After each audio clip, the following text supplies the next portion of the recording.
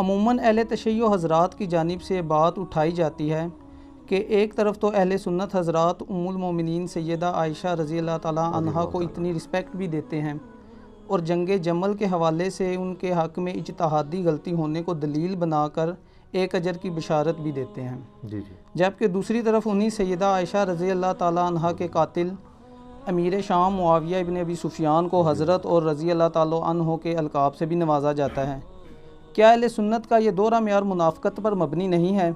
دل پر ہاتھ رکھ کر انصاف کے ساتھ اس سوال کا جواب دیں۔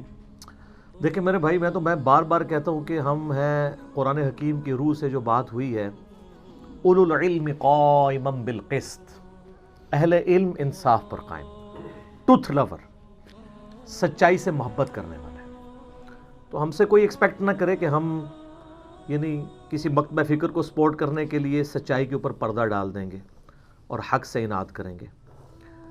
اس سوال کا جواب دینے سے پہلے میں ایک بیسک ٹرم آپ لوگوں کے سامنے تھوڑی ایلیبوریٹ کر دوں۔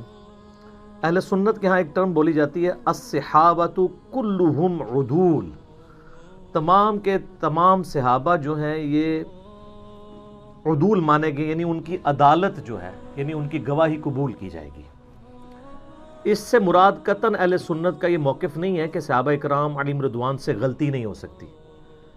اس سے مراد صرف یہ ہے کہ روایت حدیث میں وہ عادل ہے۔ حدیث کا جب معاملہ آئے گا تو تابعی پہ جرح ہو سکتی ہے، تبع تابعی پہ ہو سکتی ہے، صحابی حدیث کے معاملے میں جھوٹ نہیں بولتا تھا، اور اس کو آپ بڑی آسانی سے سمجھ سکتے ہیں۔ آج دنیا میں کوئی گناہگار سے گناہگار شخص بھی آپ لے آئیں، اس سے کہیں کہ 1 ارب روپیہ لے لو، نبی علیہ السلام کو گالی دے دو، نعوذ باللہ، کوئی تیار ہوگا؟ چاہے وہ بے نمازی کیوں نہ ہوا۔ اسی لیول کا ایک گناہ صحابہ کرام میں کوٹ کوٹ کے نبی علیہ السلام نے بھرا تھا، جو حدیث متواتر ہے، بخاری اور مسلم دونوں میں حدیث ہے، اور مسلم کی پہلی حدیث ہی مولا علی رضی اللہ تعالیٰ عنہ علیہ السلام سے یہی ہے کہ جس شخص نے میری طرف جھوٹی حدیث منسوب کی وہ اپنا مقام دوزخ میں دیکھ لے۔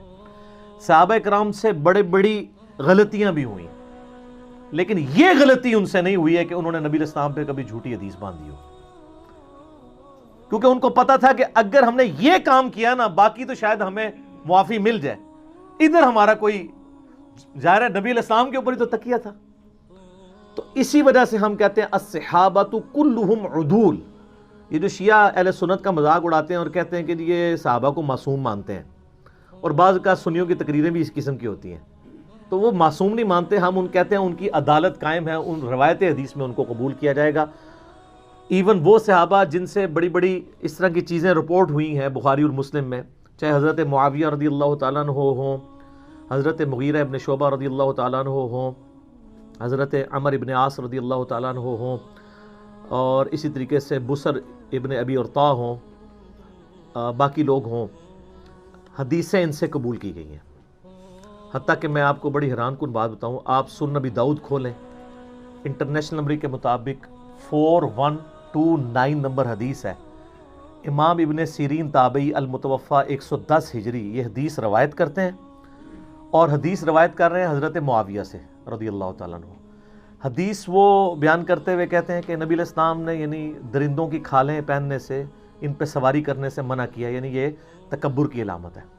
حدیث بیان کر کے وہ ساتھ پھر کہتے ہیں وَقَانَ مُعَاوِيَةُ، یعنی معاویہ رضی اللہ تعالیٰ عنہ جو تھے، لا يُتَّهَّمُ فِي الْحَدِيثِ عن رسول اللہ صلی اللہ علیہ وآلہ وسلم، ان سے حدیث روایت کرنے کے اعتبار سے ان پہ کوئی تہمت نہیں ہے، وہ متہم نہیں تھے، یعنی ایسا شخص جس پہ تہمت ہونا کہ جھوٹ بولتا ہے، یہ غلط بیانی کرتا ہے۔ تو حضرت معاویہ رضی اللہ تعالیٰ عنہ پہ اس حوالے سے پولیٹیکلی ان کے بارے میں کافی ساری چیزیں ملتی ہیں، اور بڑی وہ دل خراش چیزیں ہیں۔ وہ میرا کربلا والا آپ ریسرچ پیپر پڑھ لیں، میں اینڈ پہ انشاءاللہ تعارف بھی کروا دوں گا تو آپ کو پتہ چلیں گی۔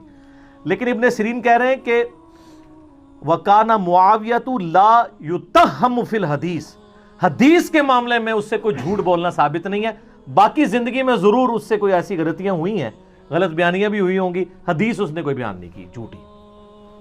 تو اب یہ حضرت ابو بکر، عمر، عثمان و علی رضی اللہ عنہم اجمعین و علیہم السلام اجمعین سے جب تابعین حدیثیں بیان کرتے تھے تو اس طرح تو نہیں کہتے تھے کہ ان پہ کوئی تہمت نہیں ہے جھوٹ بولنے کی. حضرت معاویہ رضی اللہ تعالیٰ عنہ کے بارے میں ان کو کیوں بولنا پڑا؟ اس کے لیے آپ ہمارا کربلا والا ریسرچ پیپر نمبر 5B پڑھیں، اس کا تعارف ہم آپ کو اس سوال کے اینڈ پہ کروائیں گے تاکہ آپ کو حقائق کھل کے سامنے ہیں. حدیث کے معاملے میں تو کوئی تہمت نہیں ہے، باقی زندگی میں پولیٹیکلی ان سے کئی ایک چیزیں ہوئیں، ان پہ ہم بس یہی کہہ سکتے ہیں انا للہ و انا الیہ راجعون. البتہ یہ جو حضرت معاویہ رضی اللہ تعالیٰ عنہ پہ تہمت لگائی گئی ہے کہ انہوں نے سیدہ عائشہ کو قتل کروایا تھا، یہ کوئی روایت اہل سنت کے ہاں نہیں ملتی. شیعہ کے ہاں بھی ایک من گھڑت روایت ملتی ہے کہ سیدہ عائشہ کے سفر کے دوران جو راستہ تھا وہاں حضرت معاویہ نے کوئی بڑا سا گڑھا کھدوایا اور اس کے اوپر گھاس پھوس ڈال دی، پتہ ہی نہ چلے. تو حضرت عائشہ سلام اللہ علیہا جب وہاں سے گزریں تو وہ اپنے اونٹ سمیت اس میں اوندھی جا کے گریں اور وہیں پہ وہ شہید ہو گئی. لیکن یہ بالکل جھوٹی روایت ہے اور اس کی کوئی سند موجود نہیں ہے. ایون اس دور میں آپ کو پتہ ہے حضرت معاویہ رضی اللہ تعالیٰ عنہ سے سخت علمی اختلاف رکھنے والی بڑی پرسنالٹیز میں سے مولانا اسحاق صاحب رحمۃ اللہ علیہ بھی تھے، فیصل آباد والے. میں نے ان کے ساتھ 1-to-1 کوسچن آنسر سیشن کیا تھا 23 مارچ 2012 کو، 40 کوسچنز ود مولانا اسحاق. اس میں نے یہ سوال سیم ان سے بھی کیا تھا. ان سے بڑا کوئی حضرت معاویہ رضی اللہ تعالیٰ عنہ کا کریٹک نہیں تھا، لیکن انہوں نے اس سوال کے جواب میں کہا بیٹا یہ بالکل جھوٹ ہے. کوئی حضرت عائشہ کے لیے گڑھا نہیں معاویہ نے کھودا، کوئی انہوں نے جھوٹی حدیث نبی علیہ السلام پہ بیان نہیں کی ہے. یہ دو چیزیں جو ہے نا بالکل. پھر انہوں نے اس میں شیعہ کے حوالے سے بھی کہا کہ یہ جو کہتے ہیں نا کہ حدیثیں گڑھوائی تھیں، وہ لائیں کون سی حدیث گھڑی تھی؟ تو کوئی ایسی حدیث نہیں. یہ ضرور ہے کہ بنو امیہ کے لوگوں نے بعد میں حضرت معاویہ کو اوپر کرنے کے لیے جھوٹی روایتیں گھڑی، لیکن حضرت معاویہ نے خود ایسا کوئی کام نہیں کیا کیونکہ حدیث کے معاملے میں وہ ڈرتے تھے. کیونکہ اگر نبی علیہ السلام سے پھڈا لے لیا پھر تو امید کی وہ کرن ہی باقی نہیں رہے گی، کوئی آپ کی شفاعت بھی نہیں کرے گا. تو وہ ابن سیرین کا قول سنن نبی داؤد 4129 وَكَانَ مُعَاوِيَةُ لَا يُتَّخَّمُ فِي الْحَدِيثِ عن رسول اللہ صلی اللہ علیہ وآلہ وسلم. یہ یاد رکھے تو آپ کو معاملات کلیئر ہو جائیں گے. لیکن جو جنگ جمل کے حوالے سے آپ نے بات کی، میں اس کو آج سکپ کروں گا کیونکہ اس کے اوپر میری آلریڈی ویڈیوز ریکارڈڈ ہیں.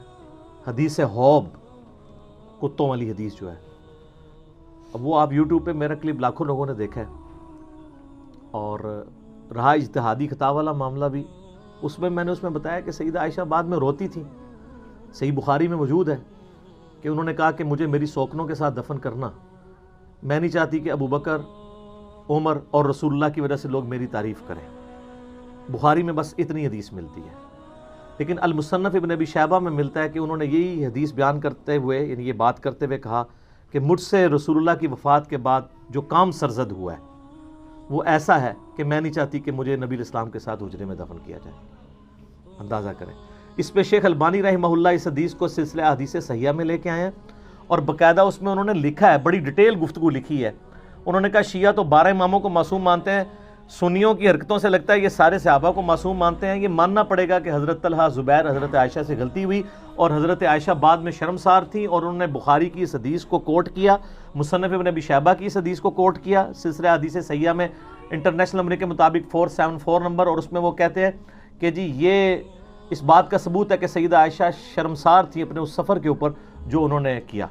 ظاہر ہے قرآن میں تو واضح سورۃ الاحزاب میں حکم ہے نبی کی بیویوں گھروں میں ٹھہری رہو. خیر یہ ٹاپک الگ ہے لیکن میں اس کو اس طریقے سے ایڈریس نہیں کرنا چاہتا ورنہ وہ پھر ایک آج کے ٹاپک سے وہ چیز ہٹ جائے گی. سیدہ عائشہ کو تو قتل نہیں کروایا، وہ اپنی موت خود مری ہیں، اور یہ حدیثیں بخاری کی اس بات کا ثبوت ہیں کہ وہ باقاعدہ بلا کے اپنے نزا کے عالم میں وصیت عبداللہ ابن زبیر کو کر رہی ہیں. حضرت ابو ہریرہ نے جنازہ پڑھایا ہے، اوپنلی مدینہ شریف میں جنازہ ہوا ہے، ہزاروں لوگ شریک ہوئے ہیں. کوئی ایسی چیز رپورٹ نہیں ہوئی ہے کہ ان کو نعوذ باللہ اس طریقے سے قتل کیا ہو. لیکن یہ بات بالکل ٹھیک ہے کہ ام عائشہ سلام اللہ علیہا حضرت معاویہ رضی اللہ تعالیٰ عنہ کی جو ظلم و ستم والی پالیسیز تھیں اپنے مخالفین کے خلاف، اس سے سخت نالاں تھیں اور ڈائریکٹ افیکٹو بھی تھیں. اور اس حوالے سے گھنٹوں گفتگو ہو سکتی ہے. اس کانٹیکسٹ میں ایک بنیادی حدیث جو آپ کو پوری ڈاکٹرائن یا ڈاکٹرن اگر صحیح پروننسیشن کی جائے وہ کلیئر کرے گی. وہ صحیح مسلم میں حدیث ہے انٹرنیشنل نمبر کے مطابق 4776. عبداللہ بن عمر بن عاص رضی اللہ تعالیٰ عنہ خانہ کعبہ کے دیوار کے ساتھ ٹیک لگائے ہوئے بیٹھے ہوئے تھے. ایک شخص ان کے پاس آیا جس کا نام تھا عبد الرحمن بن عبد رب الکعبہ تابعی. تو عبداللہ بن عمر بن عاص وہاں حدیث بیان کر رہے تھے کہ آپ کو اپنے وقت کے حاکم کی امیر کی اطاعت کرنی چاہیے. وہ سنتا رہا. اینڈ پہ اس نے کہا کہ کیا واقعی آپ نے رسول اللہ سے یہ بات سنی ہے کہ جس طرح کا بھی حکمران ہو اس کی اطاعت کی جائے؟ ان کا ہاں، میری کانوں نے سنا، میری آنکھوں نے نبی علیہ السلام کو دیکھا، میرے دل نے محفوظ کیا.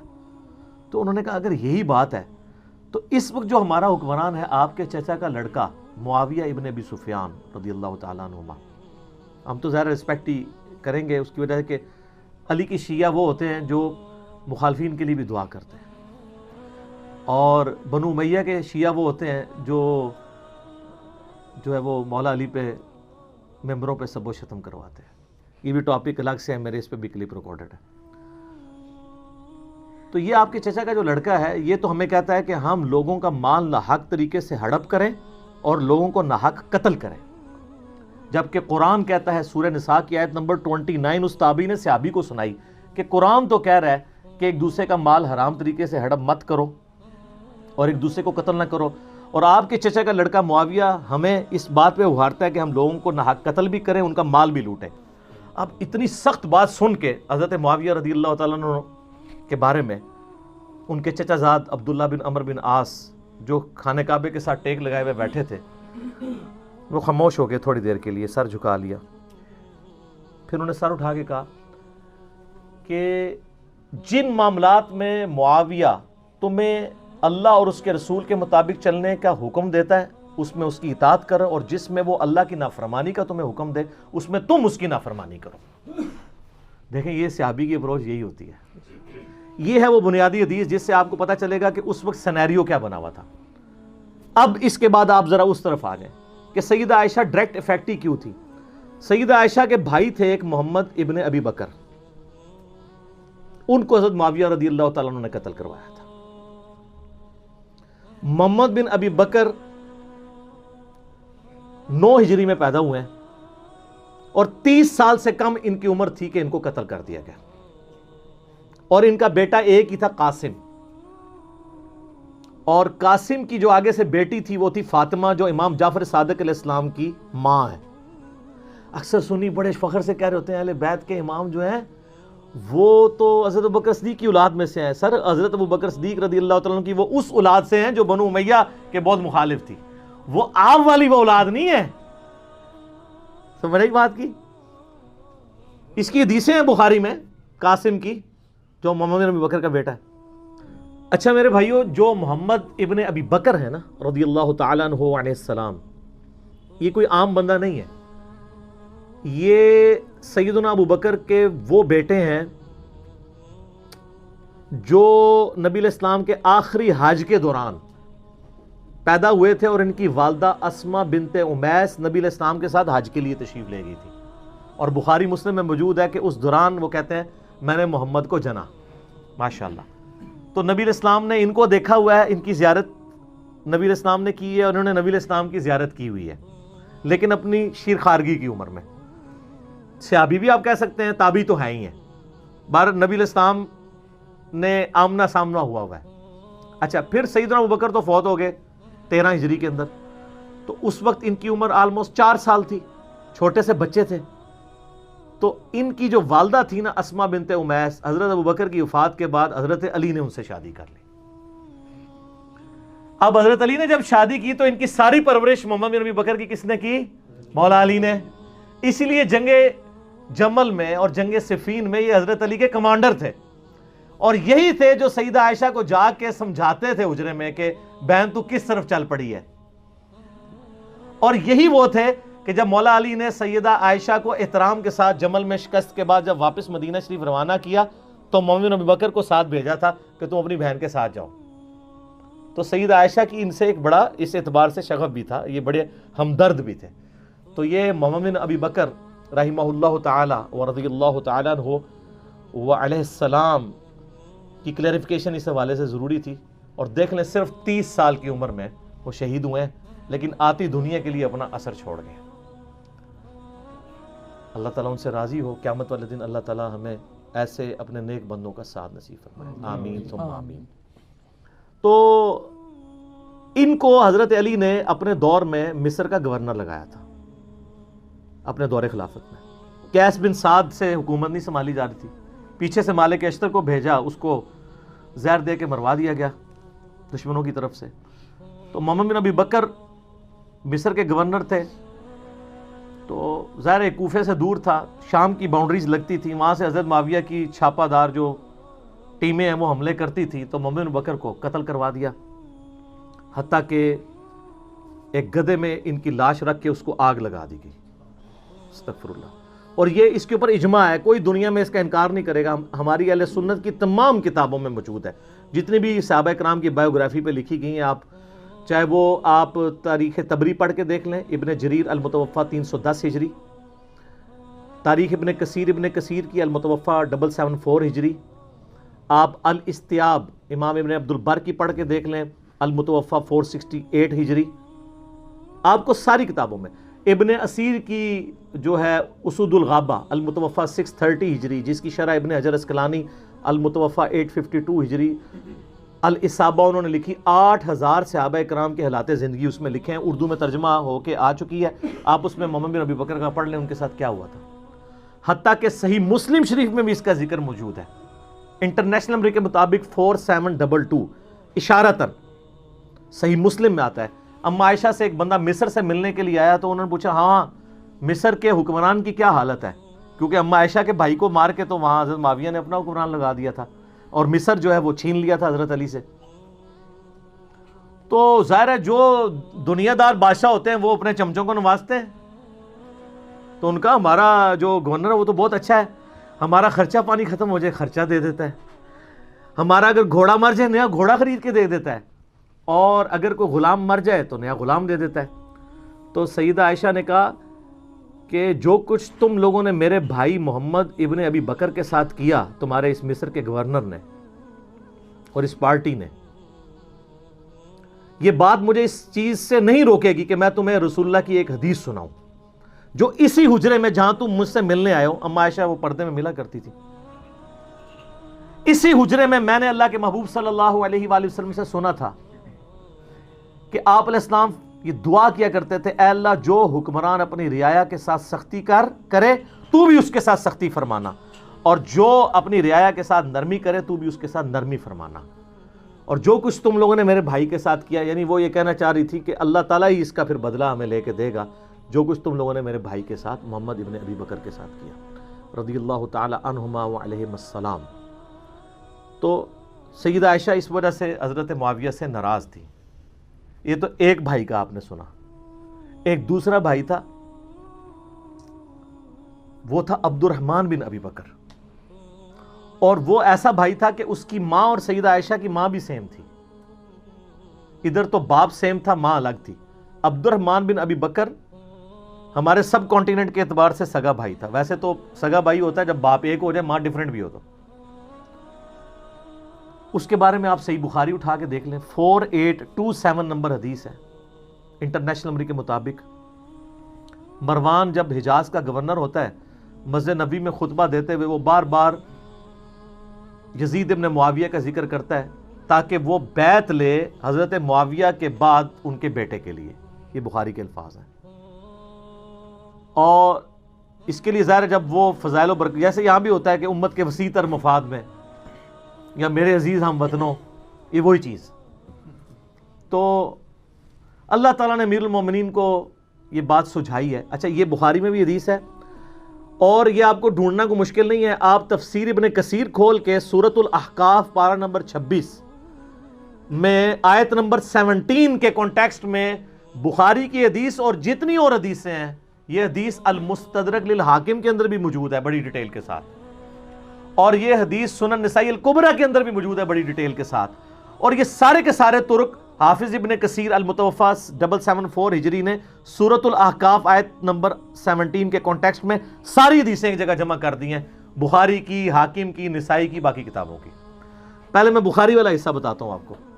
تو بخاری کے الفاظ ہیں، عبد الرحمن بن ابی بکر کھڑے ہوئے اور انہوں نے اس حاکم وقت کو کچھ کہا۔ اب امام بخاری نے یہ نہیں بتایا کہ کیا کہا، لیکن یہ بات سمجھ آ گئی کہ گل چوبے علی کی تھی، اگر لگ گئی جا کے، کیونکہ وہ بھی اس قسم کی باتیں کر رہا تھا۔ وہ باتیں میں آپ کو دوسری کتابوں سے، حاکم سے اور سنن نسائی الکبریٰ سے بتاؤں گا، اور تفسیر ابن کثیر کھول کے آپ لوگوں کے گھروں میں ہوگی، پڑھ لیں، P D F freely available ہے۔ تو اس کے بعد بخاری کے الفاظ ہیں کہ وہ مروان کو غصہ آیا، اس نے کہا پکڑو اسے، گرفتار کرو، آج کے دور میں نیب کے حوالے کرو۔ تو سیدنا عبد الرحمن بن بکر فوراً جا کے مسجد نبوی کے ساتھ ایڈجسٹنٹ اما عائشہ کا حجرہ تھا، اس میں جا کے چھپ گئے۔ اب اتنے تو کوئی بغیرت نہیں تھا، اتنی عوام دیکھ رہی تھی، حضرت عائشہ کے حجرے میں تو کوئی گھس نہیں سکتا تھا، وہ تو محرم تھے، ان کے بھائی تھے۔ تو مروان کا غصہ نہیں ٹھنڈا ہوا، اس نے باہر سے کہا ہاں ابو بکر کے بیٹے، تو ہی ہے نا جس کے بارے میں وہ آیت نازل ہوئی ہے سورۃ الاحقاف آیت نمبر 17، کہ یہ کہتا ہے کہ میرے ماں باپ مجھے کہتے ہیں کہ جب ہم مر کے مٹی ہو جائیں گے تو دوبارہ سے زندہ کیے جائیں گے، یہ تو اگلے لوگوں کی کہانی ہے۔ ابو بکر کے بیٹے یہ تیرے بارے میں نازل ہوئی ہے، تو اپنے ماں باپ کو کہتا تھا کہ قرآن اگلے لوگوں کی کہانی ہے۔ نعوذ باللہ، کتنا بڑا جھوٹ بولا۔ تو سیدہ عائشہ سے برداشت نہیں ہوا، وہ حجرے کے اندر سے ہی بولی، انہوں نے کہا آل ابی بکر کے بارے میں کوئی آیت ایسی نازل نہیں ہوئی ہے سوائے سورہ نور کی وہ آیات جو میری برات میں نازل ہوئی تھی، حدیث افک والی، تو آل ابی بکر کے اوپر الزام لگاتا ہے۔ بخاری میں اتنی حدیث ہے، لیکن فلنگ دی بلینکس موجود ہے، انہوں نے بلینکس امام بخاری نے چھوڑی ہیں، وہ فل کی ہیں حاکم نے اور سنن نسائی الکبریٰ میں، اور حافظ ابن کثیر نے بھی کر دی سورۃ الاحقاف آیت نمبر 17 میں۔ وہ کیا ہے کہ مروان نے کہا کہ امیر المومنین جو ہے نا یہ چاہتے ہیں کہ اپنے بعد اپنے بیٹے کو نامزد کر دیں، جس طرح کہ ابو بکر نے بھی تو عمر کو نامزد کیا تھا، حالانکہ وہ بھی مشورے سے کیا تھا، اور دوسرا عمر حضرت ابو بکر کے بیٹے تھے، تو کیا وہ مطلب وہ کس طریقے سے ریزیمبلنس بنا رہا تھا، تو اس پہ ابو بکر کے بیٹے کو غصہ تو آنا تھا نا۔ تو ابو بکر کا بیٹا عبد الرحمن بن بکر وہاں کھڑا، اس نے کہا سیدھی طرح کہہ تیرا امیر المومنین معاویہ کیسر و کسرا کے طریقے پہ چلنا چاہتا ہے، ابو بکر اور عمر کے طریقے پہ نہیں۔ ہائے ہائے ہائے ہائے، اے او گل سی جڑی بخاری میں لکھا ہے، کچھ کہا انہوں لگ گئی آگ، انہوں نے کہا پڑھو انہوں، پھر آگے بخاری میں آتا ہے، اور اس میں آگے موجود ہے کہ سیدہ عائشہ نے اندر سے کہا اسکت، چپ کر، بکواس بند کر، آل ابی بکر کے بارے میں کوئی ایسی آیات نازل نہیں ہوئی سوائے میری برات میں۔ اور ان حدیثوں میں آگے موجود ہے، البتہ مروان تیرے بارے میں موجود ہے، جب تو اپنے باپ حکم کی پشت میں تھا، رسول اللہ نے کہا تھا حکم پہ لعنت، اس کی اولاد پہ لعنت، تو اسی لعنت کا ٹکڑا ہے۔ حضور نے تو پہلے ان دونوں باپ بیٹا کو حضور نے مدینہ بدر کر دیا تھا، حضرت ابوبکر کے ساتھ بڑی سفارشیں کی، حضرت عثمان نے واپس لانے کی، کوئی رشتہ دار تھا نہیں آنے دیا، حضرت عمر نے نہیں آنے دیا، پھر حضرت عثمان اپنے دور میں رشتہ داری کی وجہ سے لے آئے، اور حتیٰ کہ اپنی بیٹی کا نکاح بھی مروان سے کر دیا، اور پھر وہی گھاٹے فٹ ہو گیا۔ اسی کی وجہ سے مسلمان رعایا پھر حضرت عثمان کے خلاف ہوگی، ایک تلخ حقیقت ہے۔ یوٹیوب پہ میرا کلپ دیکھ لیں، حضرت عثمان کی شہادت کے اصلی اسباب، جعلی اسباب نہیں، جی عبداللہ بن سبا تھا، 40,000 صحابہ اس کے پیچھے لگ گئے، یعنی حضور کے تربیت یافتہ صحابہ 40,000، ایک ابن سبا نے ان کی مت مار دی، بالکل جھوٹ ہے۔ میں نے بخاری مسلم سے اپنے پمفلٹ میں، جس کا تعارف میں اینڈ پہ کرواؤں گا، یہ سارا کچھ کھول دیا ٹروتھ۔ اچھا اب ظاہر ہے جب یہ دشمنی ہو تو آپ کیا سمجھتے ہیں دشمنی ختم ہوتی ہے؟ ساری اہل سنت کی تاریخی کتابیں جن کا میں نے حوالہ دیا ہے، اس میں ملتا ہے کہ عبد الرحمن بن ابی بکر پھر جا کے چھپ گئے، کچھ عرصے بعد کسی غار سے ان کی لاش ملی، وہ لاش لا کے پھر مکے میں لا کے دفنایا گیا ان کو قبر پہ، قبر کے اندر۔ اب ظاہر ہے کہ یہ غار میں ایک بندہ چھپا ہو، وہاں سے لاش ملے تو نامعلوم افراد، چند نامعلوم افراد نے، اور وہ نامعلوم افراد کون سے ہو سکتے ہیں؟ ظاہر ہے جو اس سسٹم کے بینیفیشری تھے، ہم نام نہیں کسی کا لیتے، جہاں نام تھا میں نے نام لے کے کہا، جہاں نام نہیں ہے صرف نامعلوم افراد ہیں، وہ آپ کو خود پتہ چل رہا ہے کون نامعلوم افراد ہیں۔ حتیٰ کہ جامعہ ترمذی میں موجود ہے 1055 نمبر حدیث، انٹرنیشنل نمبر کے مطابق، اما عائشہ عبد الرحمن بن ابی بکر کی قبر پہ آئیں، روئیں، وہاں پہ آ کے اشعار پڑھے، وہ بڑے دردناک عربی کے اشعار ہیں کہ ایک زمانہ تھا اے میرے بھائی، ہم اکٹھے ایک گھر میں رہتے تھے، ہم نے کبھی سوچا بھی نہیں تھا ہم ایک دوسرے سے کبھی جدا بھی ہوں گے، اور آج یہ حالت ہے کہ ہمیں یہ یاد بھی نہیں کہ ہم دونوں اکٹھے تھے، اور اگر میں تیری موت کے وقت تیرے پاس موجود ہوتی اور ساتھ یہ کفن دفن والا معاملہ کرتی تو میں تیری قبر پہ بھی نہ آتی، چونکہ تو میری غیر موجودگی میں فوت ہوا ہے، اس لیے میں تیری قبر پہ آئی ہوں۔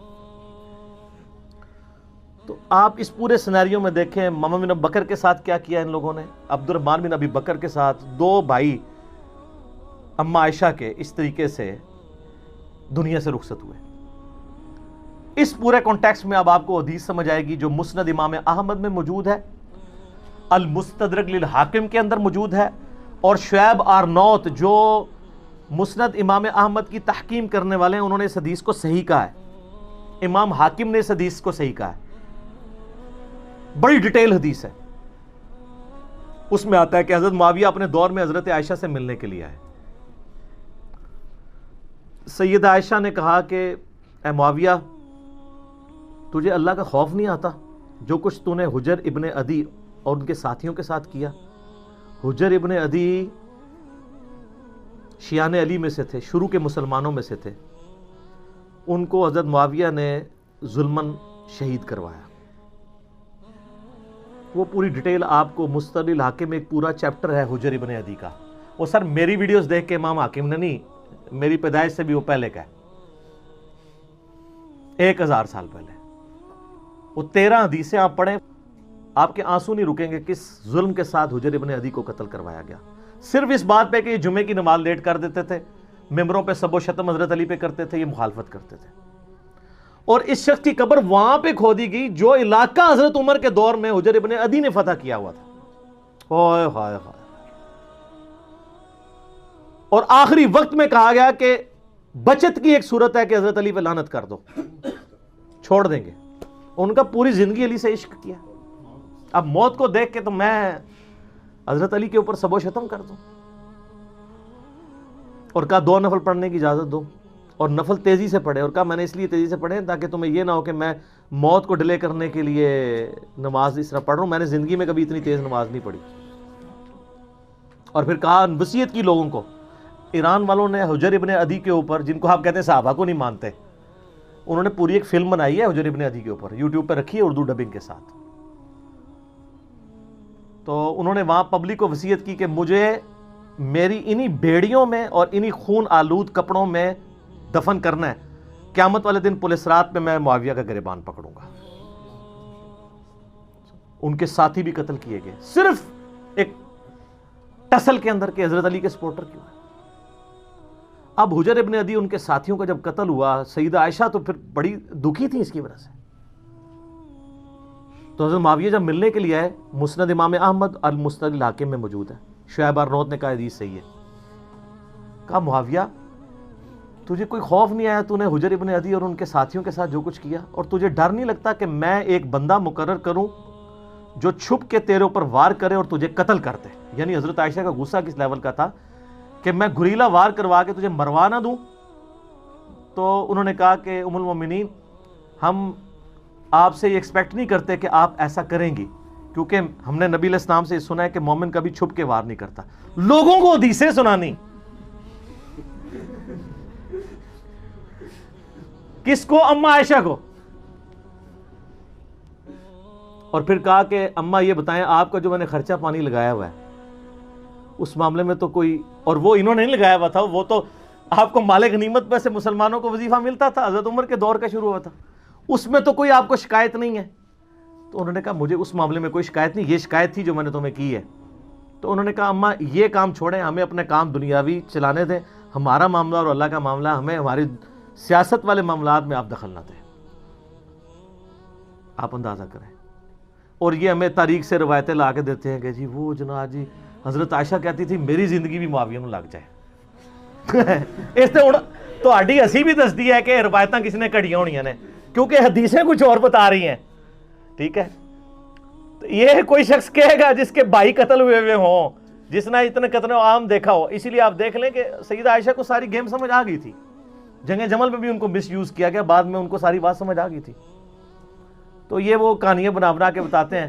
تو اب اس پورے سینیریو میں دیکھیں, اما عائشہ سلام اللہ علیہا کو بڑا کلک تھا حضرت معاویہ رضی اللہ تعالیٰ عنہ کے اس طرح کے ایٹیچیوڈ کے اوپر, اس لیے انہوں نے یہ بات کی.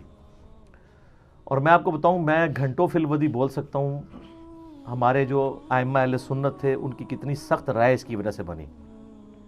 مثلا امام ہیں علی ابن الجعد, بعض اسے ابن الجود پڑھتے ہیں لیکن یہ زبر کے ساتھ ہے. المتوفا 230 ہجری، امام بخاری امام مسلم کے استاد ہیں. صحیح بخاری میں 14 حدیثیں 14 حدیثیں ان سے. امام احمد بن حنبل کے بھی استاد، امام بخاری کے استاد. ان کی حدیث کی کتاب بھی ہے مسند علی ابن الجود جات، جس طرح کہ مسند امام احمد ہے. سکہ سرٹیفائیڈ سنی امام. ان کے بارے میں ابن حجر اسقلانی تہذیب التقریب میں صحیح سند کے ساتھ لے کے آئے ہیں.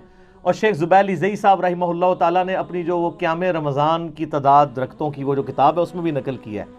یہ کہا کرتے تھے اگر مجھے قیامت والے دن یہ بات پتہ چلے کہ اللہ تعالیٰ معاویہ کو عذاب دے رہا ہے تو مجھے یہ برا نہیں لگے گا، کیونکہ مجھے پتہ ہے اس نے امت کے ساتھ کیا کیا ہوا ہے. وَلِعَوْذُ بِاللَّهِ تعالیٰ. لیکن ہم نے کبھی ایسی بات نہیں کی ہے. ہم بخاری مسلم کی حدیثیں بیان کر کے بھی نیم رافضی ڈکلیئر ہو جاتے ہیں چند ناسبیوں کی طرف سے جو آلموسٹ اب ختم ہو چکے ہیں، اپنے فرقے کی وہ میت پہ ہی نوحہ کر رہے ہیں. لیکن اس کو وہ اہل سنت کا امام مانتے ہیں جو کہہ رہے ہیں مجھے تو عذاب کا بھی سنا تو مجھے برا نہیں لگے گا. اور یہ ایک امام نہیں سر، کئی امام.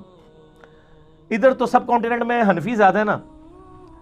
آپ نے امام بدر الدین عینی کا نام سنا ہوا ہے؟ المتوفا 855 ہجری. امام عینی جو ہے امام حنیفہ کے بعد چند جو بڑے امام ہیں نا حنفیوں کے ان میں سے ایک ہے، کیونکہ انہوں نے صحیح بخاری کی شرح لکھی ہے عمدۃ القاری. وہ جو عمدۃ القاری ہے نا شرح، اس میں صحیح بخاری کی ایک حدیث ہے انٹرنیشنل نمبر کے مطابق 7083، جہاں وہ جنگ صفین میں عمار ابن یاسر کے قتل کے بارے میں ڈسکشن کرتے ہوئے، بخاری مسلم دونوں میں حدیث ہے نا کہ عمار کو ایک باغی جماعت قتل کرے گی، عمار ان کو جنت اور اللہ کی طرف بلائے گا، وہ جماعت دوزخ کی طرف بلائے گی. صحیح بخاری 2812. بڑے سخت الفاظ ہیں. اس حدیث کو ڈسکس کرتے ہوئے ایک اور موقع پہ صحیح بخاری کے اندر 7083 نمبر حدیث کہ اگر ایک مسلمان دوسرے کے خلاف تلوار اٹھا لے، اس حدیث کے کانٹیکسٹ میں ڈسکس کرتے ہوئے عمدۃ القاری کے اندر جو ہے نا امام بدر الدین عینی نے جو کچھ لکھ دیا ہے نا سرکار، وہ اتنا سخت ہے. یہ میرے پمفلٹ میں ڈلا ہے کہ اس کا تعارف اینڈ پہ آپ کو کروں گا. میں آپ کو صرف ورڈ بائی ورڈ وہ پڑھ کے سناتا ہوں. وہ کہتے ہیں کہ امام کرمانی نے کہا کہ سیدنا علی اور حضرت معاویہ دونوں ہی مجتہد تھے. زیادہ سے زیادہ یہ ہو سکتا ہے کہ حضرت معاویہ کو اجتہاد میں خطا لاحق ہو گئی ہو، ان کو 1 اجر ملے گا جبکہ سیدنا علی کو 2 اجر ملیں گے. حالانکہ یہ بھی کہانی ہے. وہ بخاری مسلم میں حدیث ہے کہ حکمران وقت اگر غلط اجتہاد کرے تو اسے 1 اجر ہے اور اگر صحیح کرے تو 2 ہے. مخالفین کو تو باغی کہا گیا ہے، ان کے لیے تو حدیث ہی نہیں ہے. ادھر سے پکڑ کے فٹ کرنے کی کوشش کرتے ہیں، یہ حدیث ہی کچھ اور تھی. بہرحال تو وہ آگے لکھتے ہیں کہ یہ کرمانی نے تو یہ کہا، لیکن میں کہتا ہوں، امام عینی حنفی کہتے ہیں کہ حضرت معاویہ کو خطا کو اجتہادی خطا کیسے کہہ دیا جائے اور ان کے اجتہاد پہ کیا دلیل ہے؟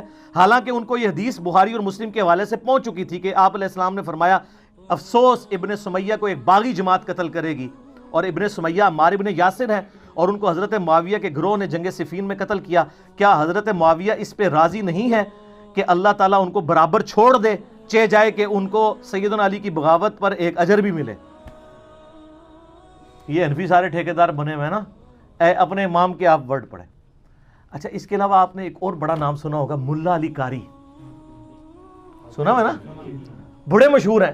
المتوفا 1014 ہجری. انہوں نے مشکات کی شرح لکھی ہے مرقات المفاتیح. پوری دنیا میں ایک اتھینٹک شرح مانی جاتی ہے، کوئی شک نہیں اس میں. کمال کام کیا ہے انہوں نے. اس میں جب مشکات میں حدیث آتی ہے نا یہ عمار کو باغی جماعت قتل کرے گی، انٹرنیشنل نمبر کے مطابق مشکات میں بھی یہ بخاری مسلم کے حوالے سے آئی ہے 5878 مشکات کے اندر. تو اس حدیث کے تحت ملا علی قاری، جنہوں نے میری ویڈیوز نہیں دیکھی ہوئی تھی، میری ویڈیوز سے بہت پہلے ان کے کمنٹس پڑھیں آپ. سنیں جی ورڈ بائی ورڈ.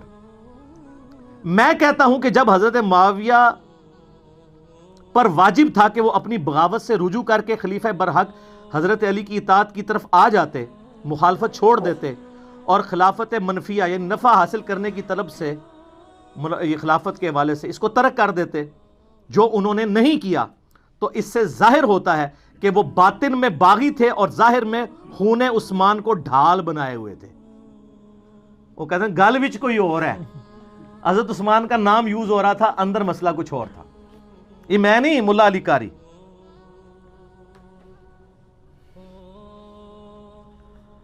چنانچہ ڈھال بنائے ہوئے تھے لوگوں کو دکھانے کے لیے، یہ بھی الفاظ لکھے. چنانچہ یہ حدیث ان کے پوشیدہ چیز کو ظاہر کرنے والی ہے، یعنی عمار کو باغی جماعت قتل کرے گی، اور ان کی بغاوت کو روکنے والی ہے. تاہم کتاب تقدیر میں اسی طرح لکھا ہوا تھا جیسا کہ ہوا ہے. ان کے عمل اور رویے کی وجہ سے قرآن اور حدیث دونوں مہجور اور متروک ہو گئے. وہ کہتے ہیں قرآن اور سنت کو پش پش ڈال دیا امیر شام نے. یہ کون کہہ رہا ہے؟ ملا علی قاری.